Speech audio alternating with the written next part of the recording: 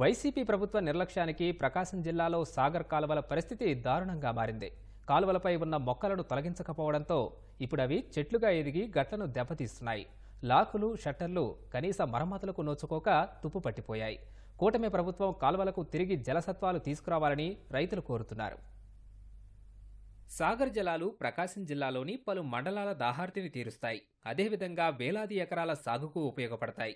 సాగర్లో పూర్తిస్థాయి నీటిమట్టం ఉంటే ఆ నీటిని బ్యాలెన్సింగ్ రిజర్వాయర్లలో నింపుతారు. ప్రకాశం జిల్లాలో పొదిలి, చీమకుర్తి, సంతనూతలపాడు, ఒంగోలు మండలాల్లోని గ్రామాలకు రామతీర్థం జలాశయం నుంచి నీటిని మళ్లిస్తారు. కుడికాల్వ ద్వారా Pamidipadu branch canal, Darsi branch canal, Ongole branch canal ద్వారా సాగు, తాగునీటికి నీటిని పంపిణీ చేస్తారు.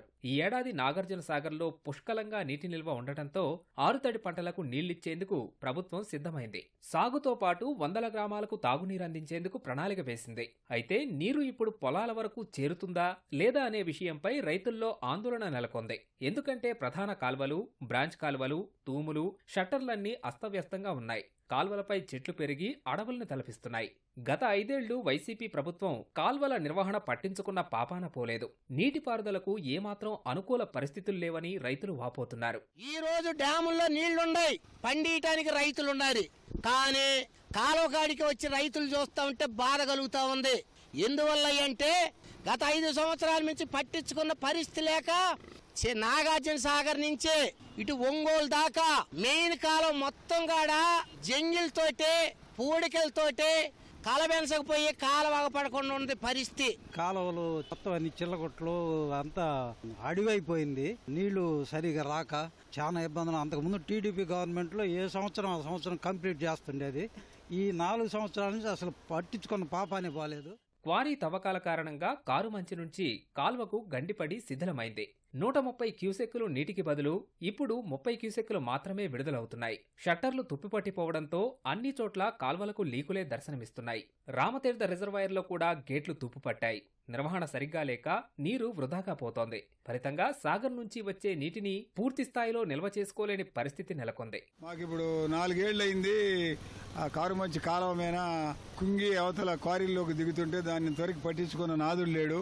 ఈ కారుమంచి రైట్ కెనాల్, సాగర్ నుంచి రైట్ కెనాల్ మొత్తం జంగిల్ క్లీన్ చేస్తేనే నీళ్లు కారుమంచికి కానీ ఒంగోలు చెరువుకు కానీ మంచినీళ్ళు దాహం తీరుద్ది. గత ప్రభుత్వం అసలు పట్టించుకోవాలి. రామతీర్థం రిజర్వాయర్ ఉంది, పూర్తిగా అసలు మెయింటెనెన్స్ అసలు పట్టించుకునేవాడు లేడు. లాకులు అలాగే ఉన్నాయి, వాటిని పట్టించుకోవట్లేదు. నీళ్లు ఉన్నా కూడా సరిగా కింద దాకా నడపడానికి అవకాశం లేని విధంగా ఉన్నది.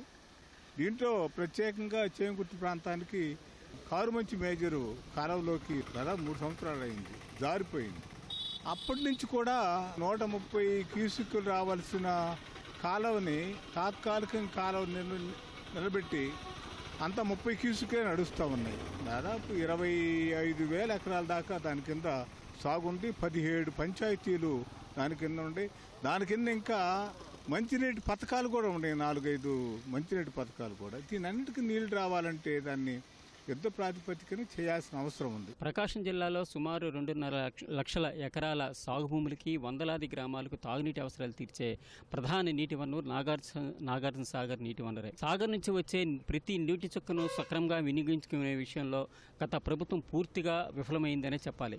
షట్టర్లన్నీ కూడా తుప్పుపట్టుకోవడం వల్ల ఎక్కడికక్కడ నీరు లీకేజీలు కావడం, అదేవిధంగా చిల్ల చెట్లు పూర్తిగా మొలకెత్తడం వల్ల గట్లు కానీ లైనింగ్లు కానీ శిథిలమయ్యే పరిస్థితి ఏర్పడింది. గత 5 సంవత్సరాల్లో ఈ కాలువ నిర్వహణకు ప్రభుత్వం కనీసం ₹1 కూడా విదలచకపోవడంలో ఈ పరిస్థితి ఏర్పడిందంటూ రైతాంగం పేర్కొంటున్నారు. కెమెరామెన్ శ్రీనివాస్తో రవికృష్ణ, ఈటీవీ న్యూస్, ప్రకాశం జిల్లా.